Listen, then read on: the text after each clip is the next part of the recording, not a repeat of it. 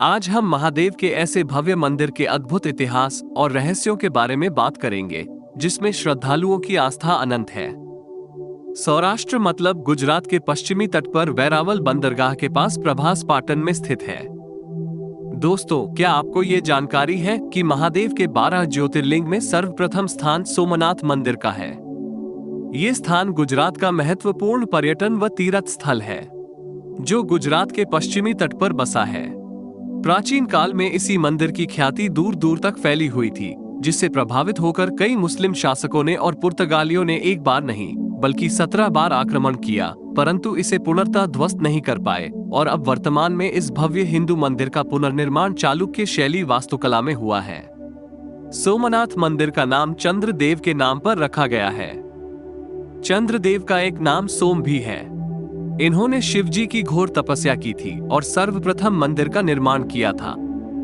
इसका उल्लेख धर्म ग्रंथों ऋग्वेद व शिव पुराण में मिलता है। इसकी प्राचीनता व ऐतिहासिक होने का अंदाजा इसी से लगाया जा सकता है।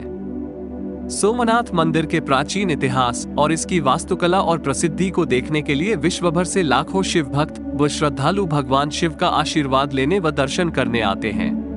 इस मंदिर का निर्माण कैलाश महामेरु प्रसाद शैली में किया गया था और इसकी शिल्पकारी अद्भुत है। सोमपुरा ब्राह्मण संप्रदाय के निपुण कारीगरों द्वारा बनाई शिल्पकारी की गई। इस मंदिर के प्रांगण में खंभे में एक तीर लगा हुआ है, जो कि बाण स्तंभ के नाम से प्रचलित है, और इस स्तंभ पर लिखे संस्कृत अभिलेख के अनुसार सोमनाथ मंदिर जहां पर स्थापित है, उस स्थान से दक्षिणी ध्रुव में अंटार्कटिका तक यदि एक सरल रेखा खींची जाए तो कोई भी भूमि अथवा बाधा, पहाड़ व टापू उपस्थित नहीं है।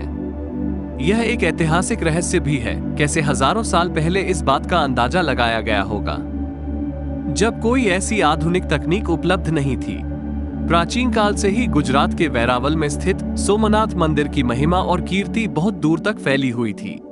इस मंदिर को जितनी बार भी नष्ट किया गया, उतनी बार धर्म में आस्था रखने वाले राजाओं व शासकों ने इसका पुनर्निर्माण करवाया, और यह अद्भुत शिव मंदिर अपने पुराने वैभव और कीर्ति के साथ बार बार उठ खड़ा हुआ। अरब प्रांत के एक यात्री जिसका नाम अल बरूनी था, उसने अपनी यात्रा में सोमनाथ मंदिर का विस्तृत वर्णन किया, जिसे सुनकर क्रूर शासक महमूद गजनवी ने अपने 5000 सैनिकों के साथ इस मंदिर पर आक्रमण किया था और मंदिर के स्वर्ण को पूरी तरह लूट लिया और मंदिर को ध्वस्त कर दिया था। उस समय हजारों लोग पूजा कर रहे थे, उसने उन्हें भी नहीं बख्शा और सभी को मरवा दिया था। इसके बाद इसको अनेकों श्रद्धालुओं ने इसके जीर्णोद्धार व निर्माण में योगदान दिया। गुजरात के राजा भीम और मालवा के राजा भोज ने सोमनाथ मंदिर का पुनर्निर्माण कराया। सन 1297 में जब दिल्ली की बागडोर अलाउद्दीन खिलजी के हाथों में आई, तब खिलजी के सेनापति नुसरत खां गुजरात पर अपना कब्जा किया और सोमनाथ मंदिर पूरी तरह से लूटा, और चौथी बार इस मंदिर को फिर से ध्वस्त किया गया।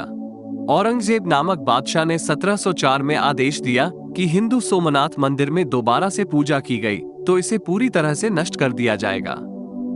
आखिरकार उसने पुनः 1707 में सोमनाथ मंदिर को गिरवा दिया था, और जब उसे पता चला कि मंदिर में अभी भी पूजा हो रही है, तो उसने श्रद्धालुओं की हत्याएं करवा दी। फिर इसके बाद मराठा राजाओं ने भारत के कई हिस्सों पर राज किया।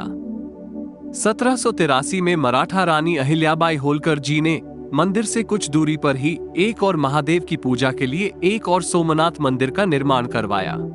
इस मंदिर को आक्रमणकारी शासकों ने एक बार नहीं लगभग 17 बार इसको लूटा व बर्बाद करने की पूरी कोशिश की, परंतु हर बार श्रद्धालुओं ने इसका विनिर्माण करवाया, जिसके फलस्वरूप आज का सोमनाथ मंदिर अपने पुराने वैभव को वापस लाने में सफल रहा है। सोमनाथ मंदिर से जुड़ी कई प्राचीन कथाएं हैं। शिव पुराण के अनुसार चंद्रदेव का राजा दक्ष प्रजापति की 27 पुत्रियों के साथ विवाह हुआ था, लेकिन सोम यानी चंद्रदेव सिर्फ अपनी एक ही पत्नी रोहिणी को सबसे ज्यादा प्यार करते और उन्हीं के साथ अपना ज्यादातर समय व्यतीत करते थे।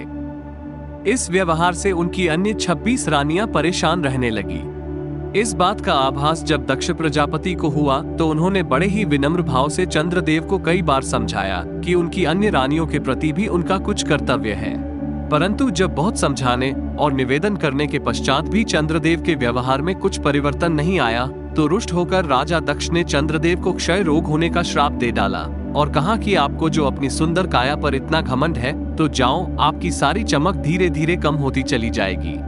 उनकी चमक धीरे धीरे क्षीण होती जा रही थी। जिससे वो बहुत दुखी हो गए। तब उन्होंने इसे श्राप से मुक्ति पाने के लिए ब्रह्मा जी की शरण में गए। उन्होंने चंद्रदेव जी को इसके निवारण हेतु भगवान शिव की आराधना करने की सलाह दी।